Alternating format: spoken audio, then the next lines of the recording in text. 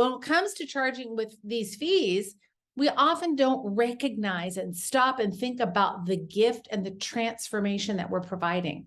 And this is where the breakdown occurs. We have our practitioner hat on, not the CEO hat. And the practitioner hat says, well, I just want to help everyone.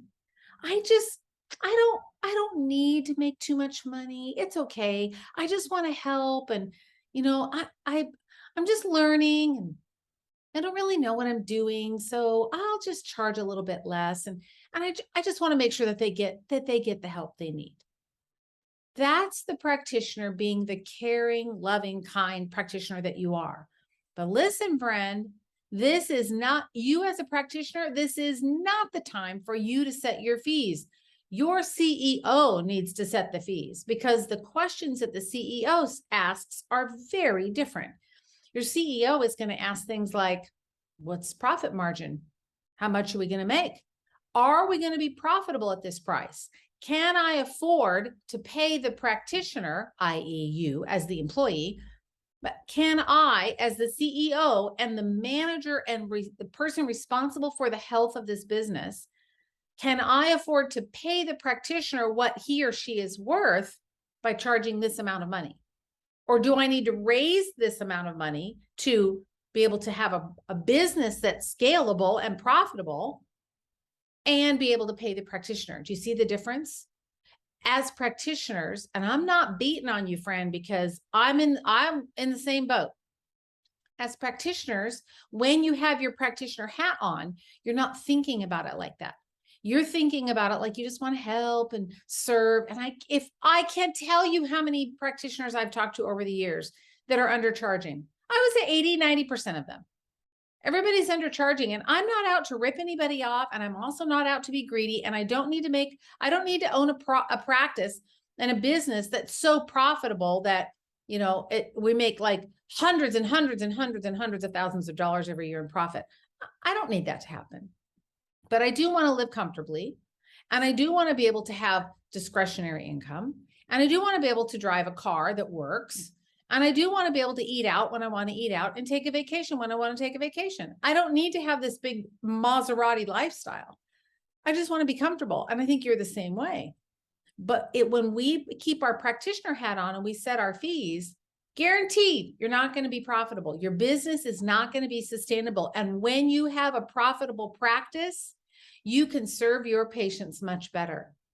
So when you have a very thriving, healthy, economically viable business, you're going to be able to serve your patients at a higher level. And that's what your CEO hat, that's what the CEO is thinking. The CEO is thinking, is there enough profit margin to even keep the business running? The CEO is thinking, are the fees that we're charging in line with the transformation that we're providing? In other words, the net outcome.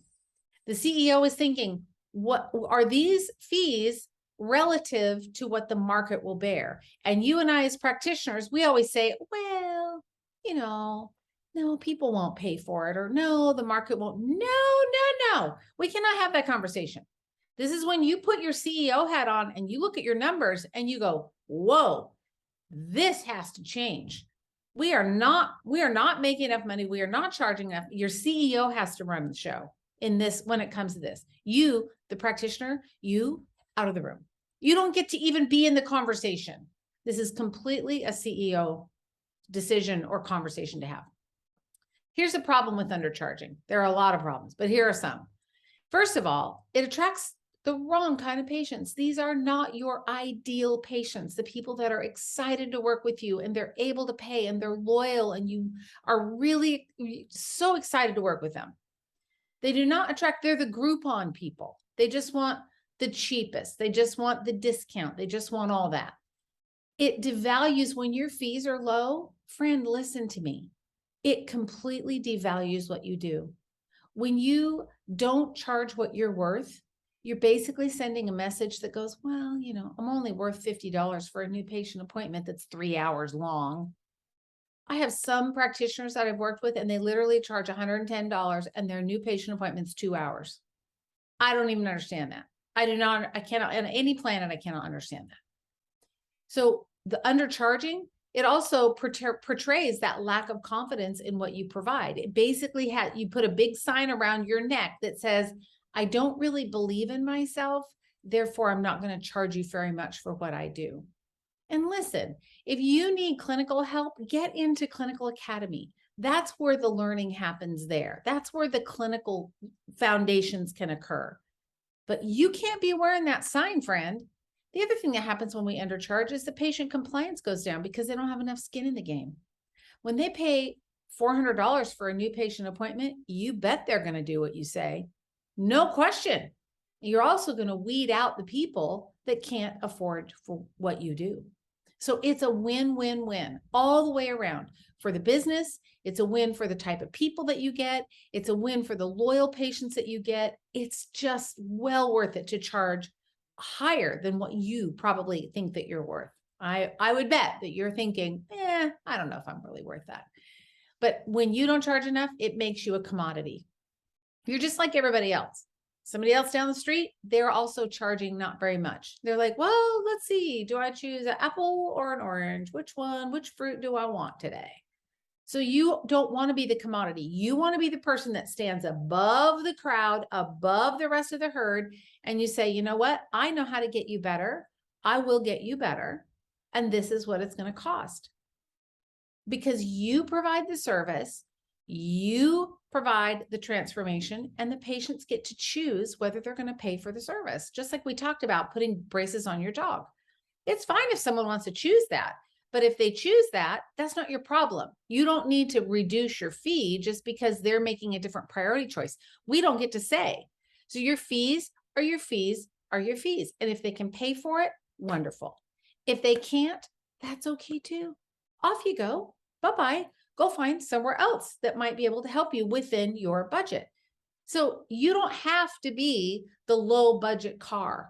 All cars do the same thing. All wellness practitioners, they all want to get from point A to point B. Are you going to be a Mercedes or are you going to be a 1981 Toyota Corolla with no features, no bells, no whistles, no nothing? You're just going to be basic bottom of the barrel. This is like the chiropractic. What is it called? That chiropractic franchise? Oh, the Joint. Or you're just going to go in and you're just going to get a plain old adjustment. No bells, no whistles, no frills, no nothing. You just go in, you get an adjustment, you go home. Well, that's why it's cheap. Do you want to be that? Or do you want to be the guy who delivers an exceptional experience? Or the lady who just absolutely provides a dramatic transformation and does so in the most kind, authentic, wonderful, loving way? I think that's who you want to be. Yes. So we want to be the Mercedes. We want to provide good results. We want to have exceptional outcomes, but we have to get paid for it. And people will pay for what they can afford. And that's okay. If they can't afford you, it's okay. It's not your responsibility. Your job, or the CEO's job, is to run a business. We are here to run a business. That's why this is called Business Coaching Collaborative. It's not called Practice Coaching Collaborative. A, we're not practicing, and B, as practitioners, you should not be running the show. Your job with your practitioner hat on is to see people. That's your only job. The practitioner hat on, that's your only job. You just see people. That's it. Your CEO hat on runs the business. And that's the job of your CEO. The CEO hat, when you put that CEO hat on, you're going to look at it very differently. You're going to look at it based on the service you provide, the experience you provide, and what it is worth to the patient that comes and sees you. So somebody's always going to be cheaper. Do you really want to be the bottom of the barrel? I don't think so, because the transformation that you and I provide is worth something. Now, you don't have to charge $450 for your new patient appointment. No problem. I never, ever recommend charging less than $225 or $250. And that's for an hour appointment. That's the bottom, very bottom. I know some of you are choking right now. I get it. So here are the questions I want you to ask yourself as we wrap up. You ready? Number one, do you provide transformation? Can you get a transformation for that person? I think you can. Because if you can't clinically, stumbles over my words. If you can't, or you don't feel confident in your clinical ability to get that transformation, then go get inside Clinical Academy. Shoot me a message, my team a message. We will get you in if you're not in there already. because that's where you're going to learn how to be an exceptional clinician. You're going to get all the skills and the clinical resources you need to feel confident. So if you provide a transformation and you're really good at what you do, you're going to ask the question, will what I do completely change their life? Or will it give them a better life or more dramatic, fulfilling life? And if the answer is yes, then you should charge for what you're worth.